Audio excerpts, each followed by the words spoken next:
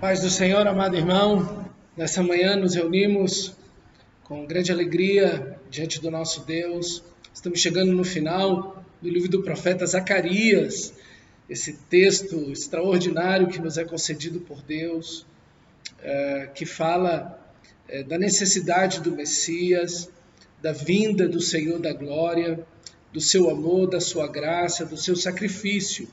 E no capítulo 13 do livro de Zacarias, abra por favor então sua Bíblia nesse texto, vai mostrar justamente essa necessidade gigantesca da presença, da vinda do Messias.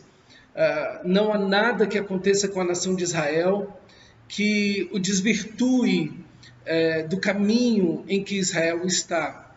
Você talvez tenha ouvido algumas vezes, olha, quando o povo de Israel voltou do cativeiro babilônico, eles deixaram os ídolos e aquela coisa toda, e parece que alguma coisa nesse sentido é até em parte verdade, mas não é de todo assim.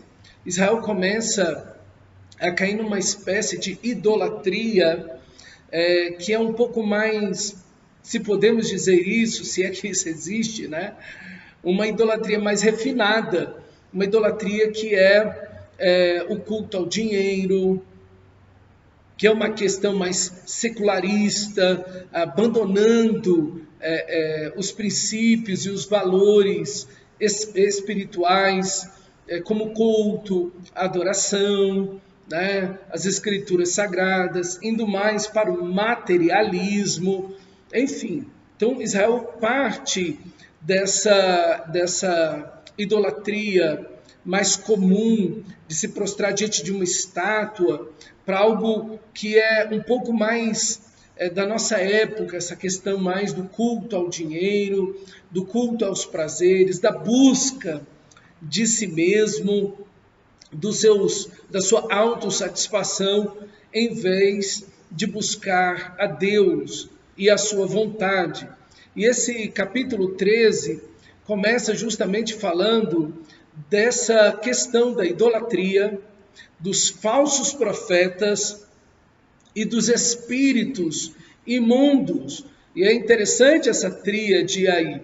A idolatria, que é na realidade o pecado original, é o orgulho, é fazer de si mesmo o Deus no lugar de Deus, é a desobediência, é quando eu coloco a mim mesmo, a minha vontade, no lugar, na frente da vontade de Deus, e é justamente o que acontece com Adão e Eva, e assim com o povo de Israel, e até os nossos dias. E aqui está um alerta para mim e para você, é que a vontade de Deus deve estar à frente, ela é superior à minha vontade, à sua vontade. Nós devemos buscar em primeiro lugar o reino de Deus e a sua justiça, mas aqui você tem a idolatria, você tem os falsos profetas, e existe aí um quadro, ali a partir do versículo 2, né, que Deus está dizendo: eu vou eliminar da terra os ídolos, os falsos profetas, vai remover também o espírito imundo, e essa é a única vez que aparece essa expressão espírito imundo no Antigo Testamento. De fato, parece revelar o que está por trás da idolatria, o que Paulo diz lá em Corinto, né? É a demônios que sacrificam, né? As pessoas estão ali naqueles cultos, ofertando, né? Aqueles deuses, aquelas estátuas. O apóstolo Paulo vai dizer que há demônios que eles sacrificam, falando desses cultos idólatras. Então, você vê a ação de Deus em exterminar, em eliminar isso. Mas como Deus faz isso? Quando é que isso de fato acontece? A eliminação dessa idolatria do coração do ser humano é quando o versículo 1 acontece. Naquele dia haverá uma fonte aberta para a casa de Davi e para os habitantes de Jerusalém, para remover o pecado e a impureza. Essa fonte é Cristo Jesus. é o sangue de Jesus Cristo, o seu Filho, que nos purifica de todo o pecado. Se confessarmos os nossos pecados, Ele é fiel e justo para perdoar os pecados e nos purificar de toda a injustiça. Aqui, a idolatria, a ação demoníaca e também aqueles que são usados por esses demônios, por trás deles, desses falsos profetas, estão esses demônios, esse agir de Satanás para enganar, para ludibriar as pessoas e levar as pessoas pelo caminho do erro, da imoralidade, da idolatria. Aí estão os falsos profetas. O que remove tudo isso, o que tira tudo isso de fato, é o sacrifício de Cristo Jesus, o nosso Senhor. É o novo nascimento que arranca do coração do ser humano a idolatria, o desejo de seguir o erro, essa influência demoníaca que vem sobre a vida do ser humano caído. É justamente isso, essa fonte aí é o sangue de Jesus, essa fonte é a cruz de Cristo, coberta pelo sangue do Salvador, onde nós nos purificamos de todo o nosso pecado. E é aí então que é eliminada a idolatria, os falsos profetas e os espíritos imundos. E aqui vai um alerta para mim, para você, e veja a ação de Satanás desde muito tempo, é usar esses falsos profetas. Hoje acontece do mesmo jeito, esses falsos profetas que sempre estão em busca de favores financeiros e sexuais. Essa é uma marca dessas pessoas. Eles estão atrás de dinheiro e de sexo.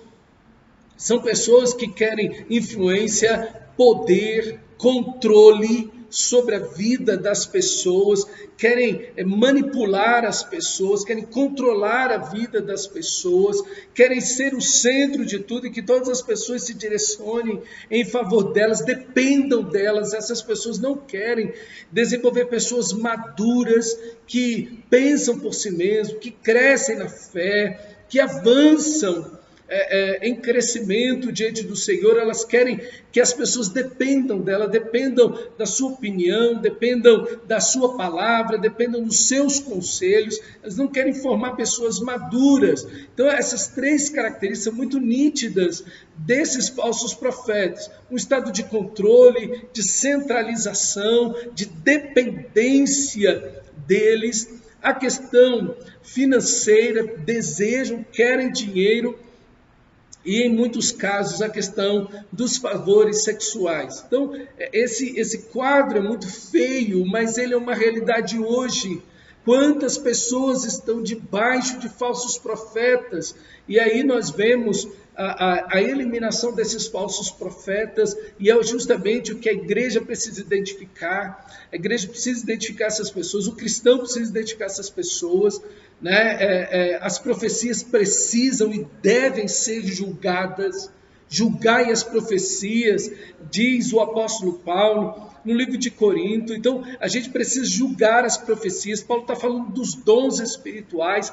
As profecias precisam ser julgadas, elas precisam ser analisadas, elas precisam ser provadas pela palavra de Deus, como as escrituras sagradas, como um fogo que vai sobre aquela palavra que foi dada, e para ver se realmente aquela palavra é de Deus ou não. Então precisa ver. Nenhuma profecia pode ser recebida de forma passiva, nenhuma profecia pode ser dada sem ser julgada. Precisa ver, com certeza, o julgamento, a averiguação, se essa profecia é de Deus ou não. Precisa se olhar a vida desse profeta, quem é essa pessoa, se é uma pessoa que está debaixo de liderança, de autoridade, se é uma pessoa piedosa, que está vivendo em santidade, que vida é essa desse profeta. Enfim, é necessário analisar tudo isso. Não aceite, meu irmão, não aceite que ninguém põe a mão na sua cabeça, você não sabe quem é. Às vezes você está em algum lugar e tudo, vem alguém dar uma palavra de Deus para você. Não se impressione com isso, não se impressione com isso. Geralmente o crente é muito impressionado, a pessoa vem sapateando, fala em línguas e tal, não sei o que é isso que te digo e tudo, e o crente, meu Deus, e fica com medo daquela situação. Não tenha medo disso, não se impressione com isso. analise, coloque na palavra de Deus. Isso não é incredulidade. Isso na realidade é fé. Quando você prova as profecias, quando você analisa as profecias biblicamente, quando você olha a vida do profeta, quando você pega a profecia e vê se ela está de acordo com as escrituras sagradas, isso é fé, porque a Bíblia está mandando você fazer isso, e quando você obedece a Bíblia, isso é fé. Então não tenha medo de fazer isso. Geralmente, o profeta, que é um falso profeta, ele vai dizer, você está duvidando da palavra de Deus? Então, não tenha medo, não fique impressionado com esses trejeitos, com esse tremer da voz, com essa coisa, eu falei em línguas e tal, não sei, então a pessoa não se impressione com isso.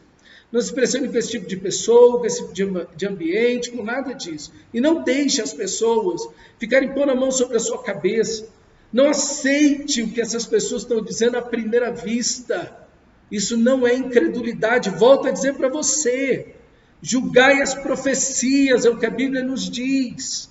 Então, julgue as profecias, obedeça a palavra de Deus, tenha fé na palavra de Deus, porque muitos falsos profetas ainda continuam em nossos dias, e você pode ser facilmente enganado. Quantas pessoas eu tenho conhecido na minha vida como pastor, no ministério, pessoas que estão atemorizadas, escravizadas, que são ludibriadas, enganadas, que são roubadas financeiramente, roubadas. Pessoas também são roubadas da sua liberdade, estão debaixo de controle, que estão sendo abusadas sexualmente, entendeu? Por causa desses falsos profetas que estão aí. E o texto é muito forte, porque ele vai mostrar que o pai e a mãe desse falso profeta é que vai pegar uma espada e passar nele. E é justamente o que o Antigo Testamento diz, que quando um falso profeta profetizar, a família dele vai ser a primeira contra ele, o amigo dele vai ser o primeiro contra ele. Então é justamente isso que o Antigo Testamento ordena. Nós não podemos fazer algo assim, atinar contra a pessoa, mas nós podemos expulsar essa pessoa de dentro da igreja, nós podemos abrir os olhos do povo de Deus e dizer, olha, está errado, isso aqui é um falso profeta, é uma falsa profecia, não creia nisso, não se deixe enganar. Então cuidado com essas coisas. O que você precisa é o que o texto diz, essa fonte maravilhosa, é do Messias que você precisa, né? Ele é a expressão mais poderosa de Deus. Não existe homem, não existe profeta, não existe palavra profética, não existe nada. A expressão mais poderosa de Deus é o seu próprio Filho, Jesus Cristo. Ele como diz o autor de Hebreus, Deus no Antigo Testamento falou através dos seus profetas, homens de Deus, maravilhosos, mas nos nossos dias tem falado através do seu Filho.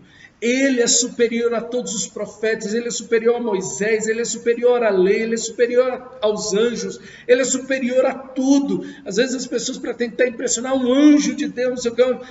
Essa semana mesmo estava no barbeiro cortando cabelo, e ele falou para mim que uma pessoa chegou lá e tudo, quer ver uma coisa? Aí pegou o seu próprio filho, levou lá para o banheiro. O que você está vendo? O pai perguntou para o filho, o que você está vendo? Aí disse, tem uma criança aqui, tem outra ali. O barbeiro saiu correndo de dentro do banheiro, desesperado, com medo. Qual é a questão? Aí ele falou, pastor, mas isso é de Deus, não é? Aí eu fui explicar para ele, que sentido tem isso? Em que Deus é glorificado em quê? Em alguém dizer que tem uma criança dentro do banheiro e outra ali. Isso é um espiritismo, isso é uma feitiçaria, e essas pessoas que fizeram isso são cristãs, vão para a igreja, quer dizer, isso não tem sentido nenhum, Deus não é glorificado nisso, não há santificação nisso, essa pessoa que ouviu isso não é salva por Cristo Jesus, não existe nenhum conhecimento de Deus, é simplesmente uma mentira ou uma ação de demônios. Veja, pessoas estão sendo enganadas, ludibriadas. Não seja enganado, meu amado irmão. Pare de crer nessas coisas. A Bíblia arranca de nós todo esse misticismo. A Bíblia tira de nós tudo isso. Vá à cruz de Cristo. Olhe para Cristo Jesus. Ele é o Verbo de Deus, Ele é a palavra viva de Deus. E é isso que o texto sagrado está nos chamando. E aí, então, novamente, agora no versículo 7, o texto sagrado vai nos mostrar a morte, o Calvário, a cruz do nosso Senhor Jesus Cristo. Desperta, ó espada, contra o meu pastor e contra o homem que é meu companheiro, diz o Senhor dos Exércitos. Fere o pastor e as ovelhas ficarão dispersas, mas volverei a mão para os meus pequeninos. Isso é justamente naquele momento que no Getsemane Jesus é preso e os discípulos são dispersos ali. Então, veja, o texto está nos arremetendo para Jesus, para o seu sacrifício na cruz. Pare de ficar buscando essas profecias, eis que te digo, meu servo, essas coisas que na maioria esmagadora das vezes é pura balela, é pura mentira, é pura invenção da cabeça dessas pessoas que querem simplesmente manter o controle da vida das pessoas e ter algum aplauso, alguma visibilidade. Meu irmão, vá às Escrituras, vá para a palavra de Deus, dobre o seu joelho. Quando você está debaixo do sangue de Jesus Cristo, quando você é salvo em Cristo Jesus, você tem acesso ao próprio Deus. Você não precisa de um intercessor, de alguém que ouça a voz de Deus por você. Você pode ir ao próprio Deus pelo vivo e novo caminho que é o sangue de Jesus Cristo. Então você pode chegar-se a Deus, orar ao Senhor. Não, em Cristo ninguém é mais próximo de Deus. Não, aquele fulano ali tem um acesso especial a Deus. Deus ouve ele mais que os outros. Mentira, antibíblico, isso não é verdade.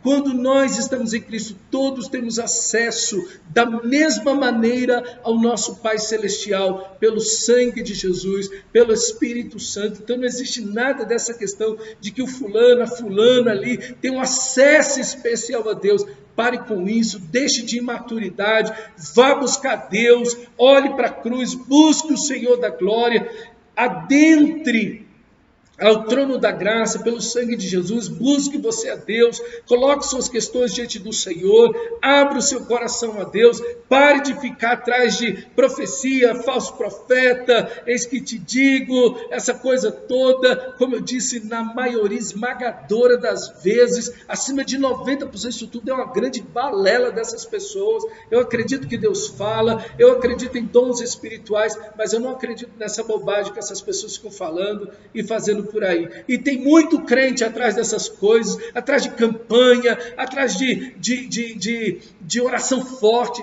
Deixa de bobeira. Isso tudo é mentira, engano, é invenção da cabeça dessas pessoas. Não existe oração forte. Isso é a maior besteira que tem. Isso é ridículo, isso é ridículo. É não conhecer a cruz de Cristo, é não conhecer o Evangelho.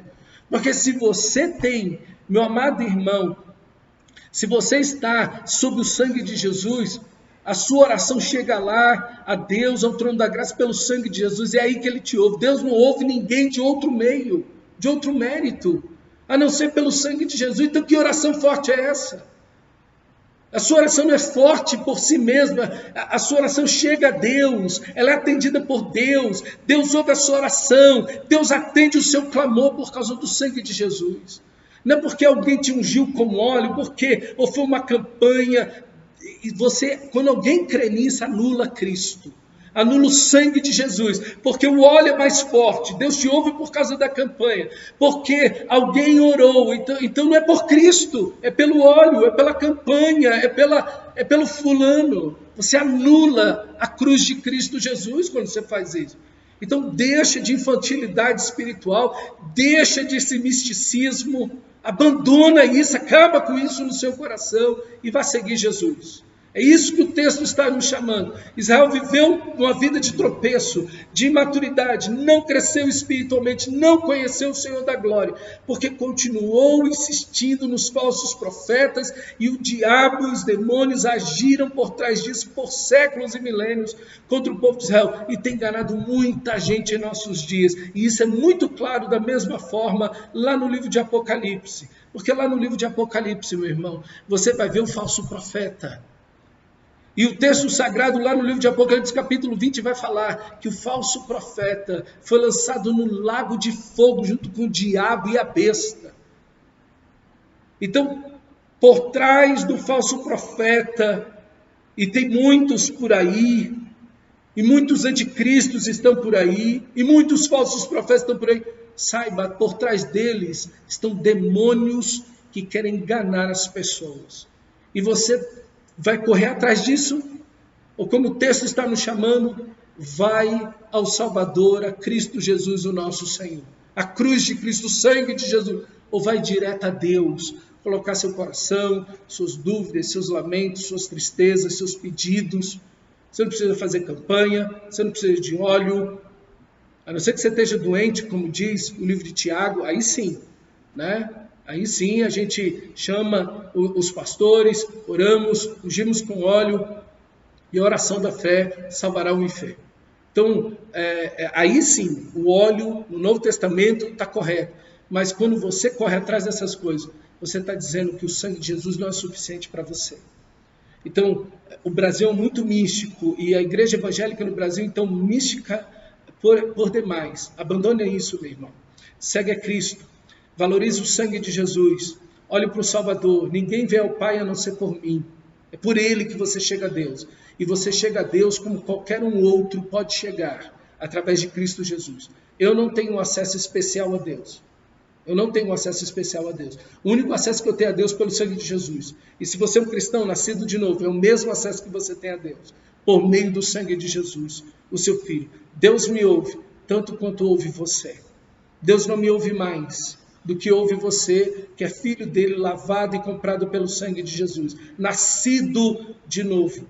Deus não tem filhos prediletos. Deus nos ouve da mesma maneira, pelo sangue de Jesus. Todos nós, como diz o autor de Hebreus, tendo intrepidez para entrar no santo dos santos pelo sangue de Jesus. Ele não diz que está lá e que todo mundo depende da oração dele, que todo mundo depende de que ele... Não, ele chama a igreja inteira, ele chama todo o povo de Deus, tendo, pois, intrepidez para entrar no santo dos santos. Esse é o Evangelho. O Evangelho é isso, não é o controle. Um chegou lá na presença de Deus e os outros dependem dele. Não, isso aqui está errado. Que está totalmente errado. Isso não é Novo Testamento, isso não é Bíblia. Isso não é graça de Deus. Isso é um estado de controle. Fuja disso, meu irmão. Fuja disso. E abandone. Abandone toda a superstição do seu coração. Abandone isso. Abandone isso. Olhe nas Escrituras Sagradas.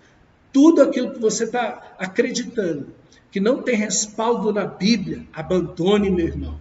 É superstição, é misticismo. Abandone isso. Creia em Cristo Jesus. Deposite sua fé unicamente, como diz o autor de Hebreus, olhando unicamente para Jesus, o autor e consumador da sua fé. Então, olhe unicamente para Ele, tão somente para Ele. Não desvie seu olhar dele.